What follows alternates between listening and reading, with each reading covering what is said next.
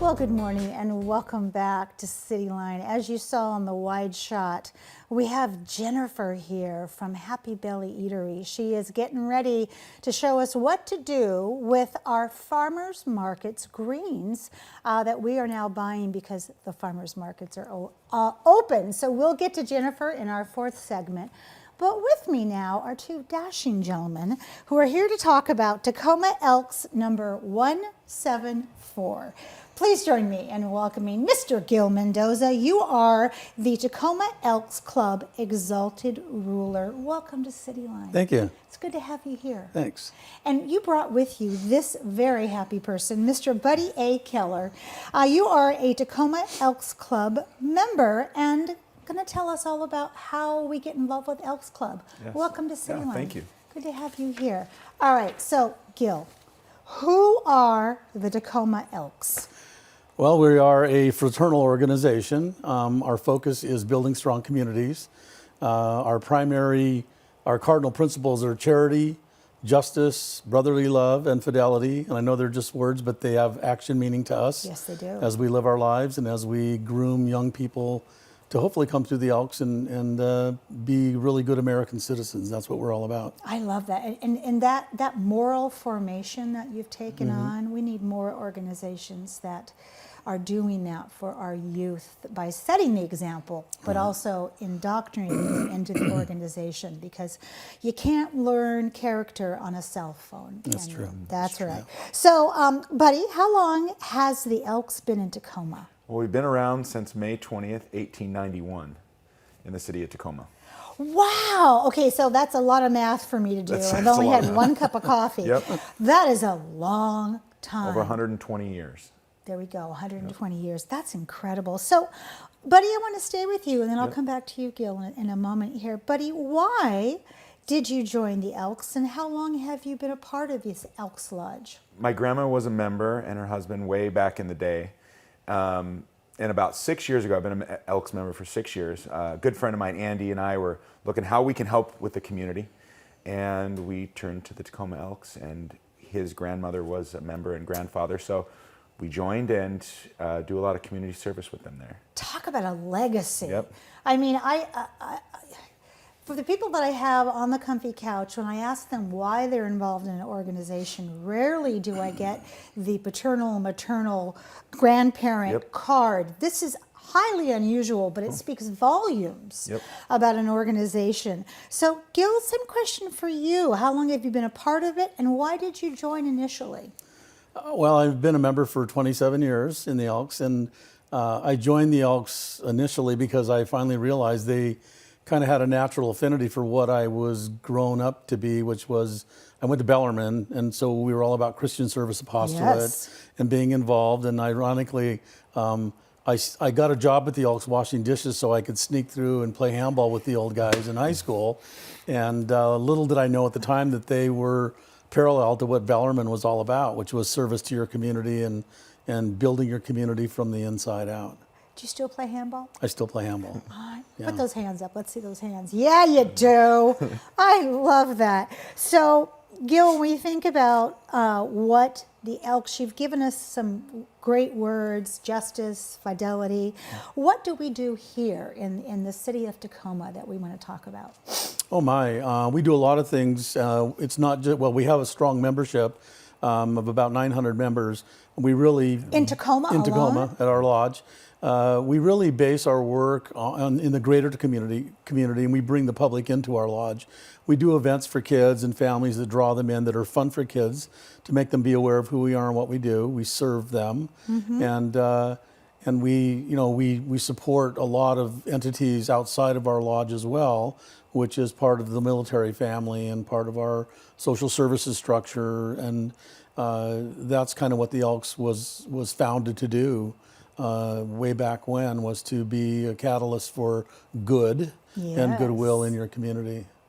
Absolutely. And then we're going to show some here you are at your best, helping our families and their children, a little pumpkin carving going on there. Is that an annual event that you have, these pictures? Yes, the Christmas parade we're not involved in right now, but the pumpkin carving we do.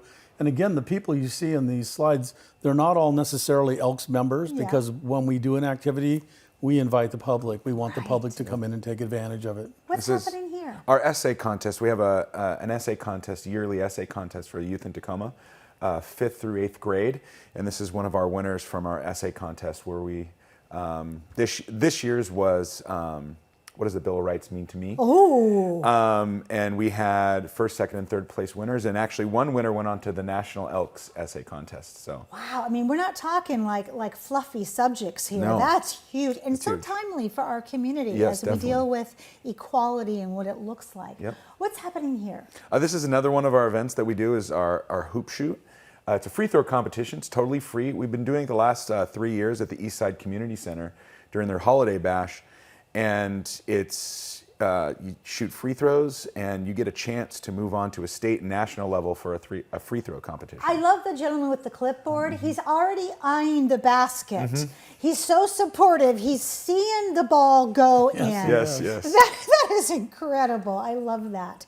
So let's talk about, Gil, how do you help veterans? Because you mentioned military families. And what I see now is a lot of organizations that are new to this area and the JBLM corridor. They adopt that thinking it will I guess, ingratiate themselves to the community, but you guys have been around 120 some odd years Yes. serving the military. So tell us, how do you serve them now in this day and age? Right.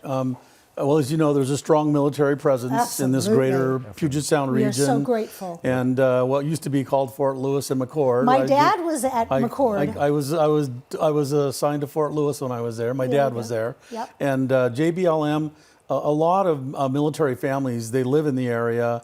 And then a lot of our soldiers, because it's an active military, they get deployed even during peacetime. That's right. They're deployed, and so children, a spouse is left behind with the kids, and so we make sure that they are well taken care of. We provide hundreds of backpacks before the school year starts with school supplies, and we do that every year.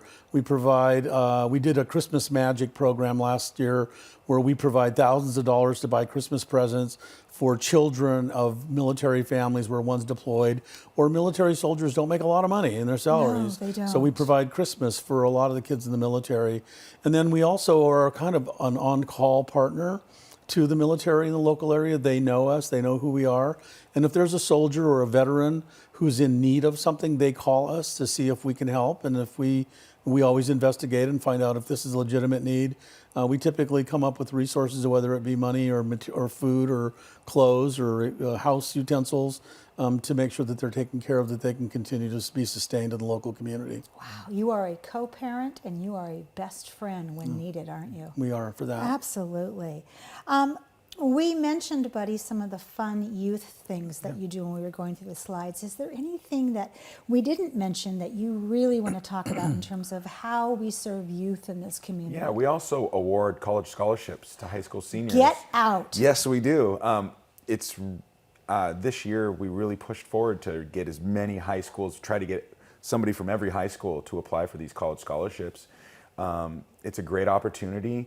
When people find out they're renewable up to 4 years through our lodge.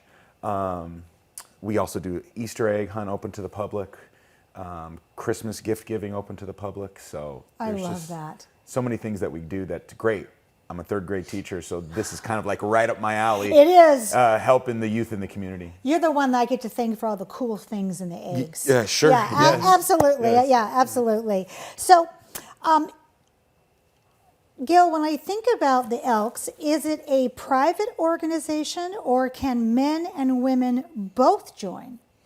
Yes, it is. We are a private lodge. In fact, when I first joined, I wanted to join about 3 years before I did, but I chose not to, and I really couldn't because my sister worked for the governor's task force for equity and human rights, and she wouldn't allow me to, and nor would my values allow me to join an organization that didn't allow women to join. Right. And so when finally women could join, I put my application in and I joined, and we have a lot of women members.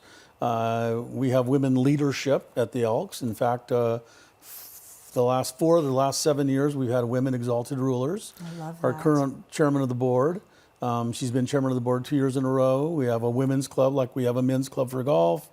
And we have women leadership not only throughout the ranks of our boards, but also in a lot of our committees, important committees. The chairs are smart women. It's great to have them. Absolutely. I love that. I have 6 sisters, so they taught me well. Boy, they sure did. Boy, and you have some good parents also, let me tell you.